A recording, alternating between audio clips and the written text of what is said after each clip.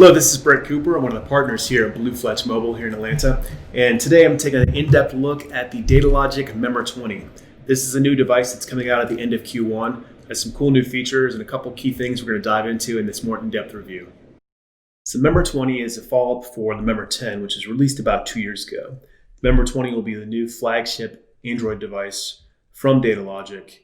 This device is slated to be used in roles such as warehouse, retail, field service, and logistics. The first area we're going to talk about is the battery on the device. The first thing you're going to notice is it's got no leads in the back. So it uses wireless charging in the cradle. So as you drop it in, it actually charges, and take it out, it's done charging. You don't have to connect anything up or wire anything, which is really nice for warehouses and places where devices get taken in and out all day. Another cool feature we liked about this device is the battery swap mechanism.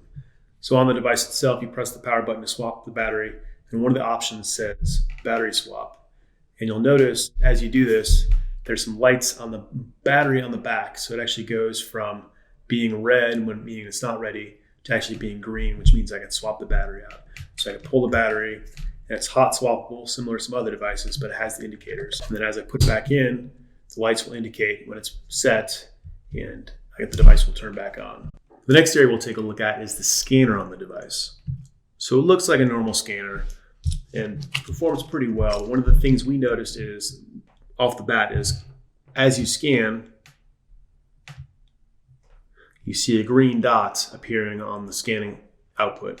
So this really helps in situations where you have people in warehouses or loud environments where they can't actually hear, and it's need visual representation that a scan has occurred.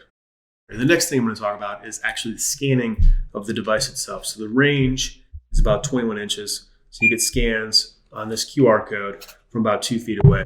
Pretty good. I believe there's a longer range version they're going to be releasing as well with a slightly different scan engine.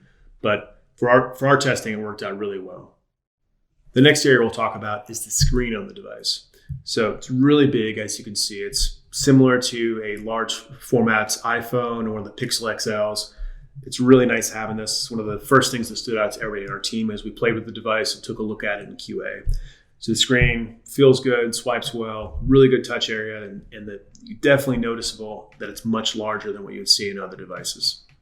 It's also nice in scenarios you have to mount it on a forklift, and it's a little bit further away because you have more screen real estate to deal with. The other thing with the screen itself is the touching and overall lighting. It's a little bit darker than we'd like it to be, but we'll see what they come out with in the final revision when we get that in March. The next area we want to talk about is the screen on the top. So you can see it right here. It's a 2-line LED, very useful for things such as sending notifications to employees. It reminds me of the old beepers that the ER doctors used to carry around their hip. And very similarly, you don't have to take it out. So you can have the device in a holster and can look down and view it. Useful for things such as BOPIS notifications or buy online pickup notifications for retail employees, or for scenarios where employees need their hands free. The next area we want to look at is the network on the device itself. So the network seemed to roam really well as we played within our office, roamed around testing with the device.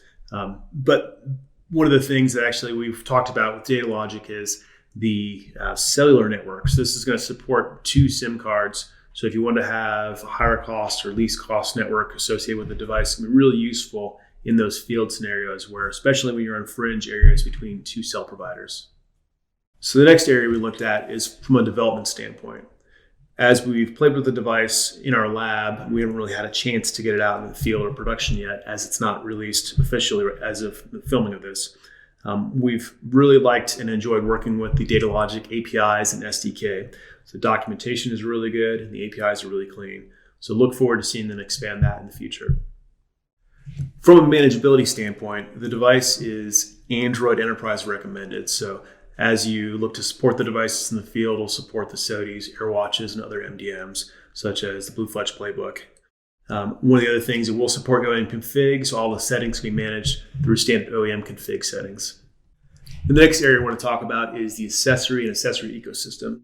So as we talked about earlier, we have the wireless charging cradle, which is really, really nice. There's going to be multiple variants of this, is what we've heard from Datalogic, so having multi-slot cradles. Another thing is, they sent us in the early pre-release version, is a more ruggedized case, which adds even more protection from a drop spec. So around the corners has increases the IP drop spec rating, and also has the ability to have holsters or other things with it. And the last one is the trigger. We know how much people love having triggers in warehouses. So for scanning, you have this on there and do a quick trigger scan. We hope you enjoyed this video. Please subscribe for future reviews of enterprise devices. Thank you for watching.